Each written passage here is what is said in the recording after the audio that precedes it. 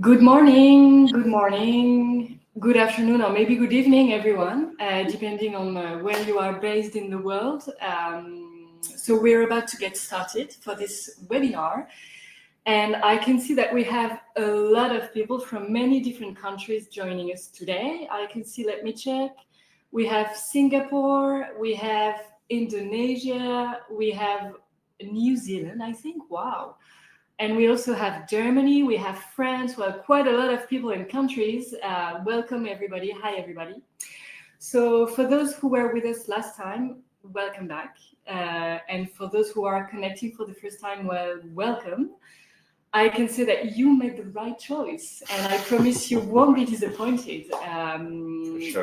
For sure. So before we actually dive into the topic, I will do a quick introduction, which will also leave 5 extra minutes for the latecomers. So why are we here? Why are we even here today? We're here to talk science, but not any type of science. We're here to talk science applied to social media. And this webinar is actually the first one of, we hope, a long series that will help us dive into this topic, science and social. And I can say that today we're really here to set the foundations of the topic that is a very important one for brands today and a very wide one as well. So why us? Why are we here and who are we? So I'm going to take 5 minutes to introduce ourselves. We are Zorba. Zorba is a scientific storytelling expert agency. And our mission on this planet is really to help brands' science make the difference by sharing it in an expected yet appropriate way that will generate maximum impact among the targeted audiences. And today we are opening the doors of a very specific place at Zorba, a very specific hub of expertise that is our social lab. The social lab is the place where we make science relevant for social media. And our objective with the social lab is really to transform science into engaging content that will generate maximum impact on social media. So to do so, I have the pleasure to be in great company this morning. I am Anne-Sophie. I'm the global COO for Zorba. And I have on one side, Mr. Science, Pierre Degousée. Hello everyone. Nice to see you all connected. The head of our life science department strategy. Absolutely. And on the other side, I have Mr. Social. Hello. Thomas Bertoussi, who is the global VP of our social media strategy. Hi. Hello. Hi, everyone. And I will lend the mic over to them very soon. I just have one final word that I wanted to share with you, because here we are not only to do a top-down lecture, we really want to interact with you guys, and you have the possibility to ask questions. So to do so, you just need to go on the bottom right of the screen. We have a question tab where you can actually type in all your questions, and we will take some time to answer all along the presentation, but also at the end. So really feel free to ask questions. They're very welcome. And we'll also be generating some polls that will appear also on the bottom right in the poll tab. I will let you know as soon as we do that.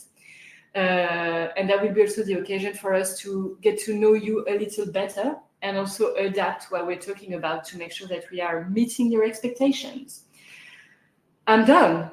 And I think now it's time to actually dive into the topic. So I hand over the mic to Thomas. Thanks. And so, hi, everyone, again. So before we get started, just know that everything you're about to see, all the little secrets, are based on data that are both from our own observation, because we've been doing that for 20 years and running campaigns for 20 years, as well as authority sources, including the main platforms, of course, just like TikTok, for example, that released very recently an amazing report about 2026, and they placed the year under this theme of irreplaceable instinct, which really is super interesting in details because it's about what technology cannot replace: connection, curiosity, and flaws, which we think are 3 keywords very close to the realm of science. But we'll dive into that a bit later. So first thing first, although I'm going to kill the suspense quite quickly, but I think there is a question that we should start with, which is, should we even bring science onto social media? I guess if it was no, the webinar will be cut short. But data points, very, very important. So today, 75% of your audience does everything on social, from discovering you and your products, from running deep research, as well as buying. And, a platform like TikTok Shop, for example, is already surpassing sort of historical retailers like Sephora. Second thing at the same time is we are seeing and observing a loss of confidence. As much as 61% of Gen Z recently mentioned that they believe brands lie to them about their product and services. So this is a very important shift to take note of as a brand, of course. And in this loss of confidence, science appears to be the beacon of truth and is the number one driver on three key things for your brand and your business. Science is the number one brand preference driver, first of all. It's the number one trust builder, and it's the number one purchase decision influencer. So really, should we bring science on social? Suspense killed? Yes, definitely. The answer is a big yes, and there's no quite debate about it. Now, of course, if it was that simple, we probably wouldn't be here actually today. So there is a pickle and a big one. And the best way we can put it is, on one hand, you have social media.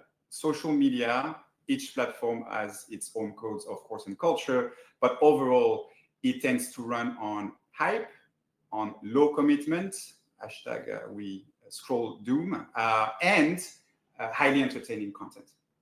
And on the other side of the spectrum, you have science, which is pretty much the exact opposite. Science can be complex topics to talk about. It can appear dry, even boring to some audiences. And it's a high commitment. It's high energy, usually, to go through science content, which leads us to that very big question. How do you make those two total opposite worlds come together? And in a minute, we'll jump into the three key mistakes that we've observed that we think are blocking a lot of brands today, and give you pointers on how to fix them. And before we actually go into that, I would love to share a poll with the audience. So I'm going to publish it right now, and you can see it in the poll section. I'd love to know where you think you are with your science and social today. So maybe you're doing great and you're just wondering why you're even here. I hope not. Maybe you're doing fine, but you feel you can be better and do great. Or maybe you just need some help because you don't know how to address this topic. So please go to the poll section and just let us know, because this is very important for us to understand who we're talking to and how we can best help you with the content. And now over to you, Pierre. Thank you, Anne-Sophie, and thank you, Thomas, as well. So basically, yeah, we're going to dive into those three mistakes that are actually blocking you from, making science and social media really compatible with each other. First one, and we've seen that actually kind of like every day, like very often, brands actually treat science just as another communication asset on their socials. What you need to understand is that on social media, science is just not another piece of content, drowning all the others. It's like a whole entire world that you actually have to build and that you have to care for. It's a world of many different things. It can be a world of ingredients, processes, of scientists, of people, really. We'll see that a few slides later, but also of tests, of mechanisms, etc., etc. So I guess my main advice would be try not to be in what we call like a push mindset. Like a very clear example, like you have a new product launching, so you push a bunch of scientific content around it, and then you go silent again. Instead, be really in a pull mindset. How do I actually invite people into my world? How do I make them return to this science world of mine that I just created? Which I think, like in my opinion, is a much more powerful starting point to really create consistency, to create memorization that you actually mentioned at the very beginning, Thomas. And I feel like the reason behind that is that people don't just consume content for the sake of it. they really want to follow rabbit holes. Every time they see something sparking their curiosity, they want to go deeper and to learn more about it. So really try to focus on building like a very cohesive ecosystem that keeps feeding attention over time, and not just using science for the sake of it twice a year and basically call it scientific storytelling. Thanks, Pierre. So we have, I mean, there are plenty of examples out there. We just selected 3 to show you brands that we think are doing it really, really well today in different categories. The first one we chose is Typologie Paris. When you see their content, they manage to create a world that you just can't get enough of. Every piece of content follows the same logic of trying to create an intrigue. It's even weird in a positive way. You just go like, okay, what is going on over here? And you stay with them. Yet they manage to also have that premiumness, elegance, almost poetry to their content. And it works extremely well. And that creates the rabbit hole that Pierre was mentioning. And I think there's something worth talking about as well. The point of creating a world like that helps your brain identify a comfortable moment. When there's a world that is ownable, the brain sort of links it to a pleasurable moment or to an expectation. And our brains are wired to seek that ease and recognizable and familiarity. A second example, so the details of the content right now is not really what's important. So you don't have sound, it's normal. The second example is Hi Smile. So I'm sure a lot of you may have seen it. Hi Smile sort of became viral.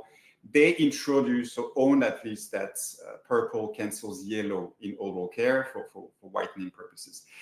They have taken a very different route. They are trashy, decadent, hyper real. They use a lot of things that we could call gross, and you know, something that makes you want to look away, but you can't, and you stay with them. And this hyper realness as well is very refreshing.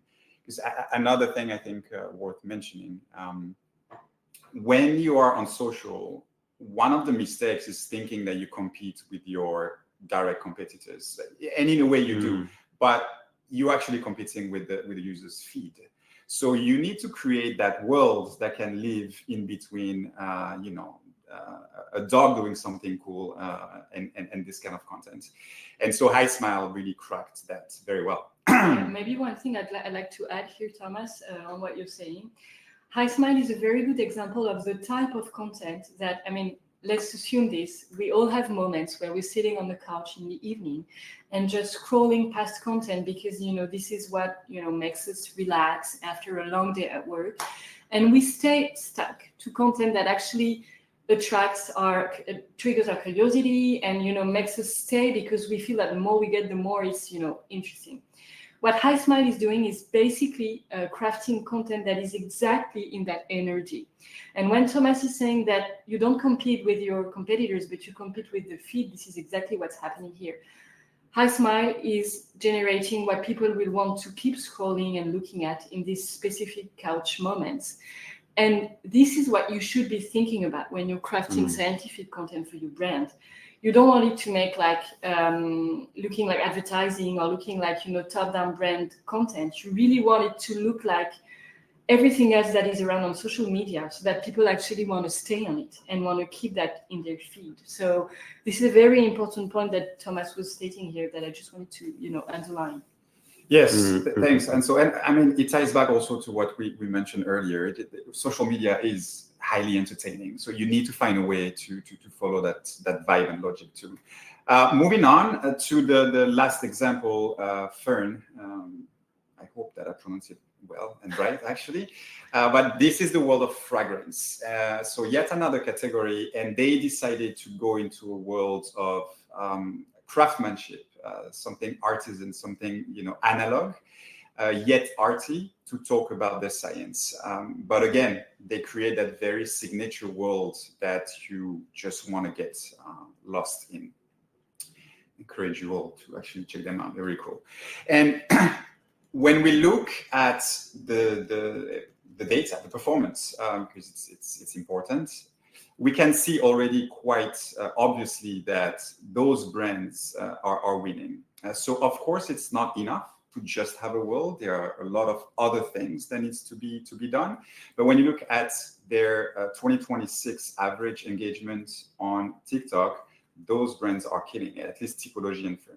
Hi Smile is a little bit on the lower end, but there are explanations to this. I mean, first of all, the category matters. You know, beauty, fragrance is a category where you will see higher engagement on brands. Oral care a bit less historically, but also Hi Smile is pushing a lot of media behind the content, and we can assume quite easily that they're optimizing for views, which would you know, impact their engagement rate. Mm. One thing that maybe I like to highlight in this part is that when you've seen those examples as well, it also strays a bit further from our usual conception of science on social media as well. It's not like a 6-second cut down of a mode of action sequence and we call it, you know, science on social. It's much, much different than that. And I think it really ties back nicely to that whole idea of it's really a world to create. Sure, modes of action will be a part of it, but it's not everything about it. And if you really, you know, understand that and make sure that you kind of like obey to that general rule, then it will be, I guess, a much more accessible win, I guess, for your brand. Yeah. And just to build up on what you're saying, Pierre, when we say a world to build, we're not only mentioning the style of it, we're also mentioning, I'd say, the quantity of content that needs to be there. So if you post like once in a time and you have, you know, pieces of content around, but not so many. I mean, when you are competing with cute cats and happy dogs, you need to have sufficient amount of content so that people keep scrolling and keep seeing your brand in their scroll. If you don't have enough content, you're very soon going to disappear from the feed. So that's why this needs to be an always-on conversation and not just, you know, single one-shot pieces of content that you do sometimes when you have a product launch, because if you do so, then you're very soon going to disappear. Okay. True. So yeah, how do we solve that first mistake, or how do you build your science world? There are 3 key points to it. 1, create your science flex map. Fancy word that we use to define your what's. What are the key pillars that are genuinely you? So it's about mapping out what's so unique or just interesting in your science to become a story that lives on social. Going beyond efficacy, what is that rabbit hole that we can create? The second part is layering up a point of view. And this is really what those examples do really well. It's define how you show up, seed your science in that cultural world in a way that is unmistakably you. And it's beyond facts, it's a perspective, a color, a universe, a take on the world that your science can live in. This is very important, arguably for me, the most important actually. The third part is tying back to what Pierre was saying, show up consistently. Science isn't a one push moment and we call it quit. It's that pull story that builds new connection with your audience over time. And also understanding that science is a full part of your equity and not just something that you use when you launch product. So find your color, commit, and you will win. Yes, thank you, Thomas. And we're done with mistake number 1. So I think we're about to move to mistake number 2. But before that, I would like to take a few minutes to get through the audience questions. We have a first question from Jean that is asking, or Jean maybe, sorry, I'm pronouncing very French. What is your perspective on Creative X standards? So I can take a few minutes to answer that, and I don't know if you want to build up on this, guys. Creative X standards are interesting, you know, when it comes to, for those who don't know what Creative X is, it's a way to assess if your content is relevant for social media and if your content is crafted the right way to generate maximum impact on social media. Creative X is interesting to check some physical features of your content. Is the lens good enough? Is the editing fast enough? Is my brand visible enough? You know, this kind of thing. But Creative X is not going to give you a point of view on the inside of your content. Am I telling a story that is relevant and that is consistent with the conversation that is happening on this or this social network. CreativeX is not giving you this. So I would say you can use it as a tool to just check, on the how I'm doing it in terms of features. But it's not going to be sufficient to make sure that what you are talking about is going to make sense for the people that are actually looking at your content. So it's useful, but it's not sufficient. I mean, that's my opinion. I don't know if you want to build on that, guys, but that's... No, yeah, I agree. And I think we are touching on a very important topic to me.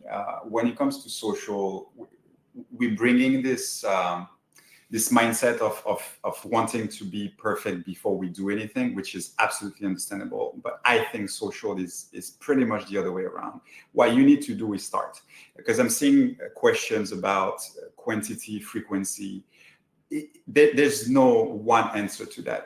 It's about starting, creating a new baseline, and learning from what's happening with your community and make adjustments. Social media is human beings are on there, right? So we live in a world of data, AI, and performance marketing, but I think it's about being human. Get started, get the learning, and build your brand based on that. And so I think using tools is definitely interesting, but in a lot of cases, I feel that it blocks you from actually starting and delaying your efforts on social media. We have another question from Morgan, who is asking, is there an amount of posts, like a percentage, recommended by platforms to make sure we have consistency talking only about science? Yeah, so it ties back to, I think, what I just mentioned. But again, it's there's no absolute number. I think what we need to do is a bit auditing a specific brand, see where you are, see where you want to be, and then put that in place. The point is more to consistency than having a proper number. So if it's 3 per month, it's 3 per month. It's again, getting started and build on that.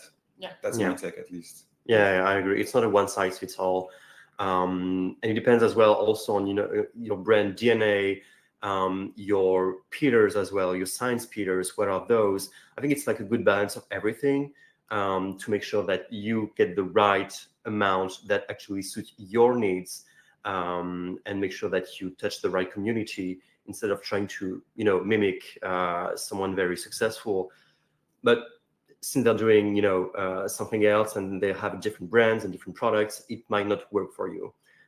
So it's not a matter of copy pasting also what's successful in order to you be successful in return. It's a really good balance of everything and assess what actually suits your needs as a brand. Yeah, and it's also a matter of who you are and what is your brand identity. Because I mean, we often draw that parallel between a brand and a person. Like a brand is a person and has features and has a DNA, and this brand person is going to trigger a conversation that is consistent with who the brand is and what the brand wants to talk about. So I'm going to take an example in skincare, because this is an industry we work a lot with. But I mean, if you're, let's say, La Roche-Posay, of course, you're not going to generate the same amount of scientific content than if you are, I don't know, let's say Garnier, because it's a completely different world. So yeah, that's why we cannot be into a one-size-fits-all. What matters is that it's a continuous thread. But then continuity doesn't mean a percentage. It really depends on where you are, who you are, and who your target audience is as well, and what is your environment. So that's why the first step is really auditing and making sure that we are aligned on your objectives as a brand. We have one, I'm going to take one last question before we move to the next session. So we have a question from Pharm that is, there is a possibility that engagement on content is high, but conversion is still low. Is engagement rate the only KPI you follow, or do you also care about leads, sales, or this type of KPIs? Interesting question. Very interesting. I can take that. I think, again, I mean, science can plays different roles down your funnel. You have science content that is more awareness, top funnel, bringing people around your lab, introducing people to your scientists. This kind of content can work very well. And down funnel, this is usually where we have product demos, demonstrations, science demo, kitchen science, as we call them, that can play a role in conversion. But I think this is taking a much bigger conversation around what is the objective you're trying to achieve and how do you see your social media. And the kind of content you will run for TikTok Shop that is conversion driven is going to be different from your evergreen content, which is more about building a brand equity around science and the perception around the science. Yeah, totally. Another question we're not going to answer now because actually the next slides are going to go through it. Any recommendation in terms of science language that a brand should follow to make sure we're connected to consumers and not just doing a monologue from a brand? So I think we are addressing some points on this later on. So maybe I'm not taking that one now and we can come back to it afterwards. Yeah. So moving now to mistake number 2, and the floor is yours, Pierre. I think it's you, Thomas, actually. Thomas, maybe. Whoever wants to take it, but I'm going to do it. So mistake number 2, and that is quite a big one because it's difficult because historically we have processes in place that sort of hinder that change. Social is often seen or treated as an afterthought, as an adaptation, instead of being the heart. And that is a bit problematic. And we call it the TVC mindset syndrome. Put simply, bringing science in social media should be your starting point and not your adaptation. And the reason why, there are 3 of them actually. When you bring that TVC mindset syndrome, which really is about, we start with a master asset thought process. And usually in that master asset, science ends up being a 5-6 second, max actually, insert in that bigger piece of content. It's mode of action that plays quickly, and we call it quit. And when you do that and try to then bring into social media, it will not work. It actually kills you, as I said, 3 ways. First of all, it's very tactical, but those master assets are often, if not always, designed in a landscape mode, with a landscape lens. But 98%, and because I didn't want to say 100%, but your audience experiences you vertically today. We live in a vertical world. So when you have that mindset where you start landscape, you're already setting yourself up for failure, because the way you tell story on a vertical format versus landscape is different. It's not just cutting down and framing. There's a whole science behind it. The second one is about the notion of platform. When you start with that TVC mindset, we insert that 5-second in, and then we try to bring that and force that actually into platform. It's a foreign object that you're trying to force into a culture that is about something else completely. Social is a place where human interacts, is a place of culture where each platform has its own code. So start from social. Ask yourself, how do we make our science live on social, on different platforms we want to occupy, and then reverse back to what do we do at a TVC level when it's needed. And this is a very challenging shift for most brands we work with. But I can tell you from experience that starting from social and then moving to more traditional media is much more paying than doing the other way around. So, I mean, it's an exercise. It's like practicing a new sport. You know, you need to get started and then get trained to it. But this is really drastically changing the way you craft your content. And also, it's not one or the other. I'm not saying forget about TVC, although that could be a separate conversation. But it's about bringing the TVC mindset into social. This is the mistake. It should be really different ways of approaching it. Mm-hmm. The third one is the process.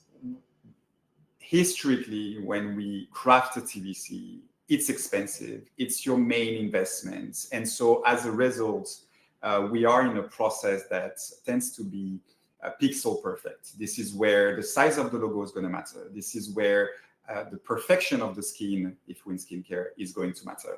The issue with that is it's the exact opposite of what social media is about. Social rewards speed, it rewards flexibility, imperfection, this is very important, and volume.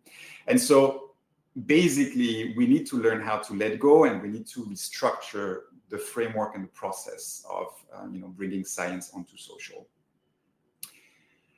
We have 2 examples of what that looks like, of brands, of campaigns that were highly successful. First one is Vaseline Verified. mean, I'm sure most of you have seen it and know about it, but basically it was very simple yet incredibly genius. There was a lot of hacks going on, a lot of trends around Vaseline on social, using Vaseline for different topics that it was intended to. And some of them were great. Others could actually cause safety issues, among other things. And so Vaseline basically brought those trends and those hacks into the labs and put a verified stamp on it or a not verified on it. This is a perfect example on how you start with social and you bring science onto the culture of social media. I will just play that case study video. Just rub a bit of Vaseline on it and it will last all week. Use Vaseline for your dog's dry nose. By adding Vaseline to my cuticles before painting, this prevents it from getting on my skin. I want to see if eating Vaseline helps with my skin. TikTok has become one of the most alarming in terms of setting trends that are unsafe. Filtering out the good advice to some dangerous recommendations can be tricky. For the first time, our scientists tested viral hacks in the lab. Hacks that worked were officially verified, and dangerous ones were unverified. I made a video showing a hack of how I look after my beard using Vaseline. Vaseline said, okay, let's test it out. And they took it to the lab and it works. I'm verified. We're taking this to the lab. We're getting scientists involved. I made a silly video showing this hack years ago, and now it's been officially verified and turned into a brand film. My Band-Aid hack has been verified. The official trophy box from the team at Vaseline. Thank you very much to Vaseline for making my hack verified. This may be my proudest award yet. Get your cuticle care. Buy your leather reviver. Click on my shop. My Vaseline runner's hack. I'm officially a Vaseline dealer. It's Doritos Extra Flaming Hot, spreading a thin layer of Vaseline, providing a protective barrier between your lips and the spice. You take a little bit. I'm just going to stop here so we can move on. You got the idea of that campaign. Second example, quickly, is something we worked on actually with Dove body wash. Another very interesting way of bringing science with a social first approach.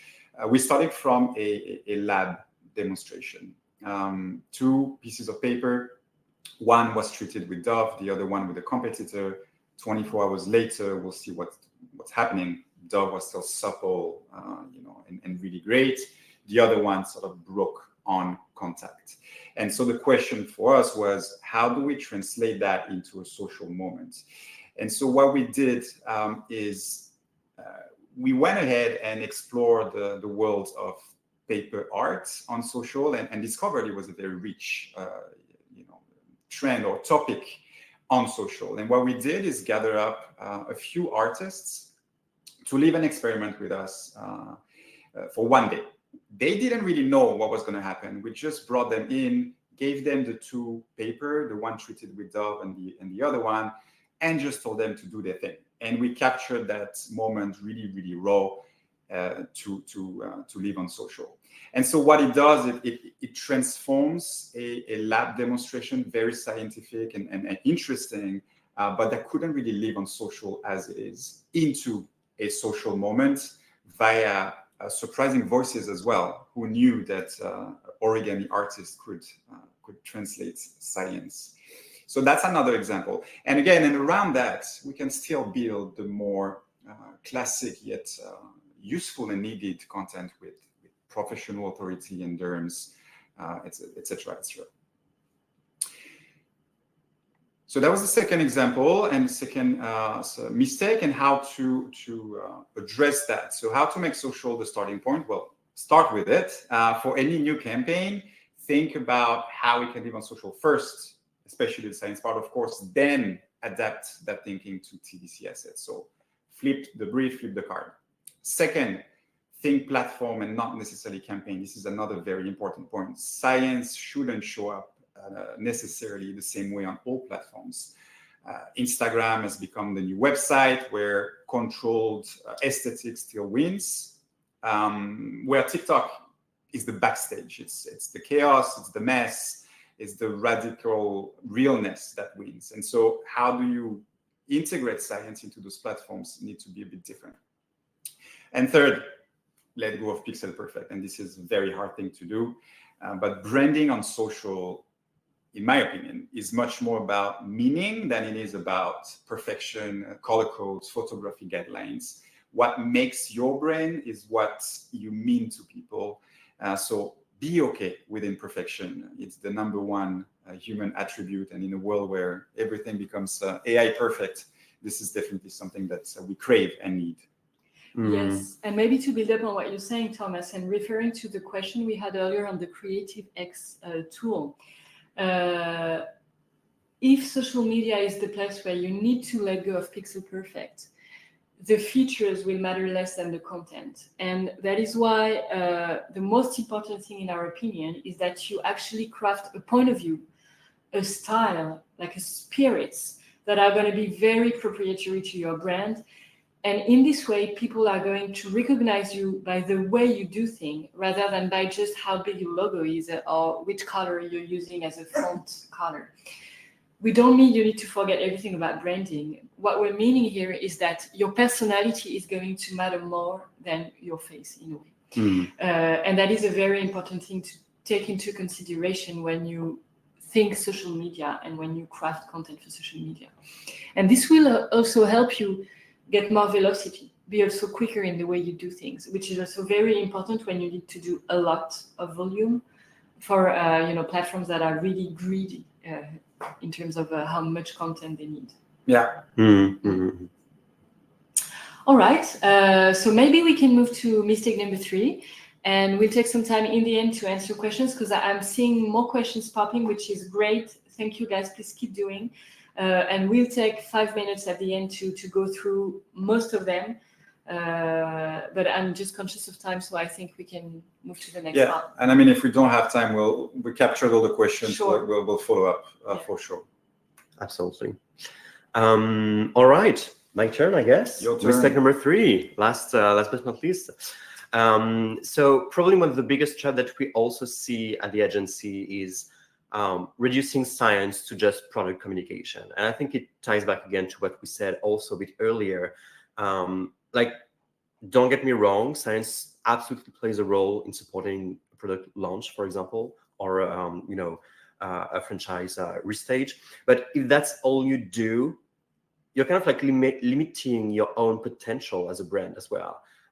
Because I feel like today there are many brands that also work on the same topics or that kind of like works with the same ingredients. Think about, I don't know, skin microbiome or longevity, or everyone using niacinamide or retinol or hyaluronic acid, for example. It's kind of like always kind of like the same actives, the same claims, and sometimes even the same language that they use. So the difference should not come from what you use anymore, but more like how you actually use it. And I think that's why it's so important to actually, as said on this slide here, open up the entire world behind your science. Because in the end, your product is only one side, one expression of your science, but not necessarily the whole story. Because you also have research, you have trials, failures, discoveries, your expertise, like all of that. So if you just stop at results and claims, and call that science storytelling, it's not necessarily like super storytelling to us. It's more like, a product sheet that you're just, announcing on socials. So what you want to do instead is move into what we call story proving.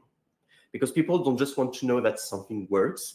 They want to understand why it works and why your approach actually makes sense to them.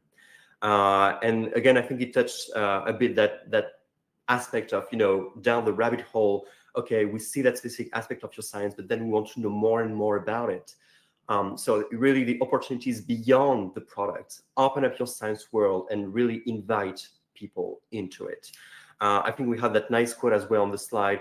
Impulse will lose to intention in 2026. shoppers reward brands that justify the why to buy first. And I think it kind of like sums up everything that I've just said here. Yes, and this is actually answering Martina's question in the chat. Can you give a few examples of what you mean by rabbit hole? What should we be obsessed with? Well, this is exactly this. What people want to know about is not only the facts around your science, but actually, how you make science, where your science comes from, who are the people that are actually making the science, what are your processes, what is the behind the scenes, have you made mistakes, have you had failures? Everything that is going to make them dive into the reality of your science.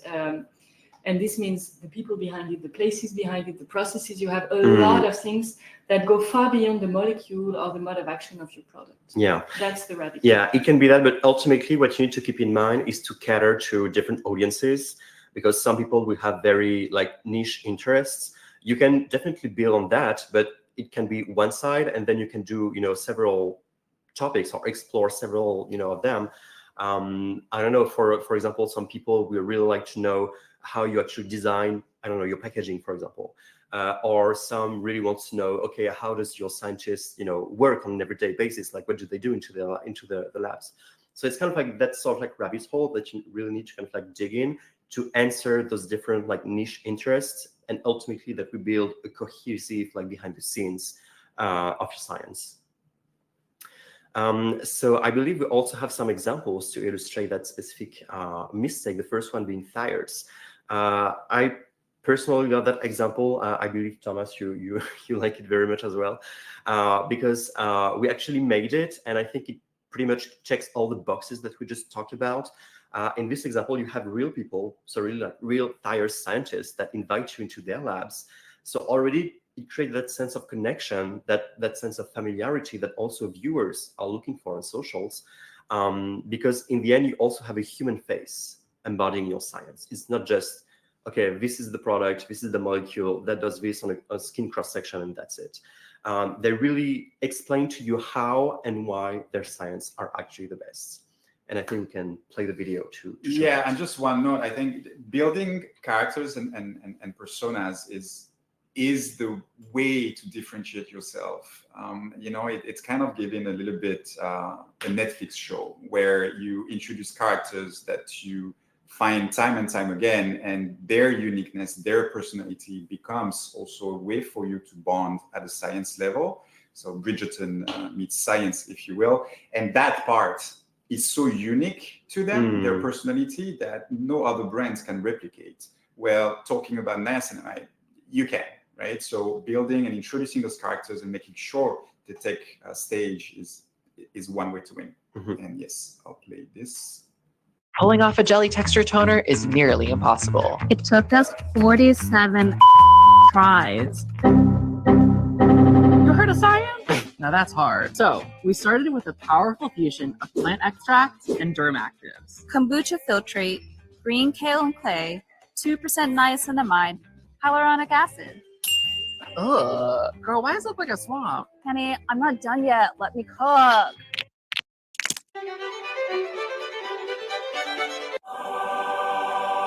So we got the clay to suspend. No more swampy settling, just a lightweight, fast-absorbing jelly texture that oily skin craves.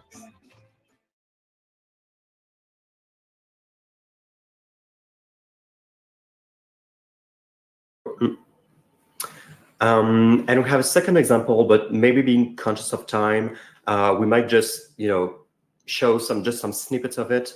I think it's kind of like the same with this one.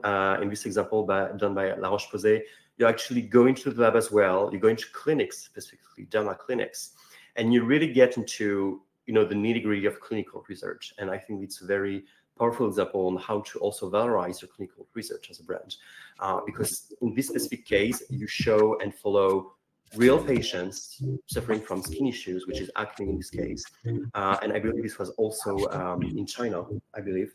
And I like that idea that nothing here is kind of like fake. It's very raw. It's very, powerful in the way we actually tell it.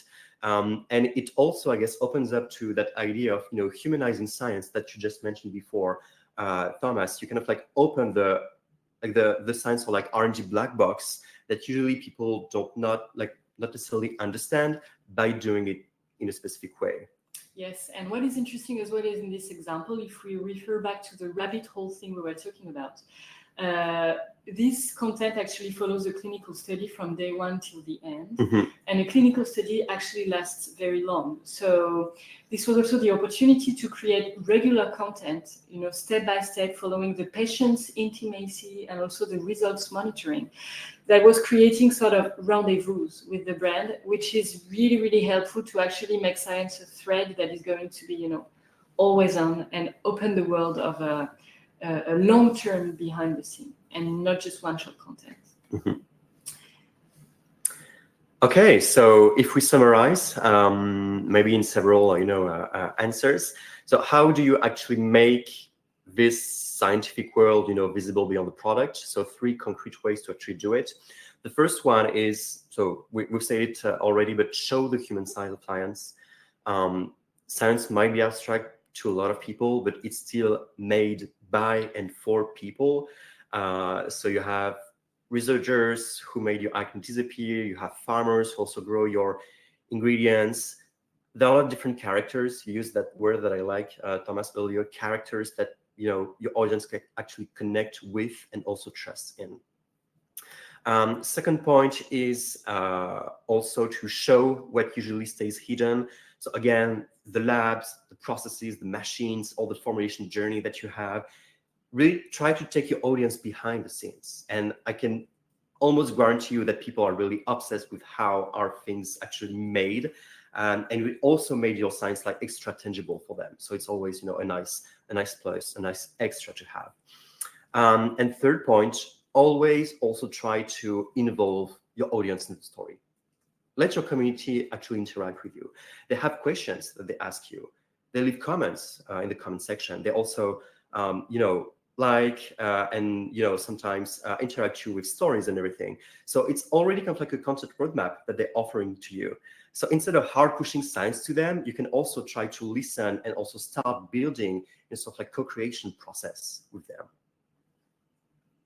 Absolutely, and I think it somewhat answers one question from the end that I see. It's very difficult to engineer a viral moment.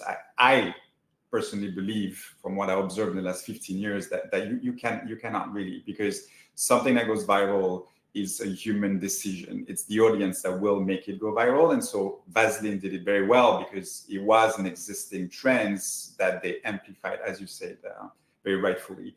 So that third point is partially an answer to you. I think it's impossible really to say we're gonna create a trend that will go viral. However, being connected really to what your audience is saying to you is a way to potentially succeed in that, because it comes from them. It's something that they own. It's a cultural moment that you can build on. Yeah, I think it answers Dean's questions. Always try to be in the moment, be actively listening to what your community is doing, to what people are doing. Because if you just kind of like ignore that and just post your content without, caring really about what people are actually saying about your products, about specific ingredients and whatnot, then you're kind of like missing several opportunities to actually like hit the mark and actually become viral on socials.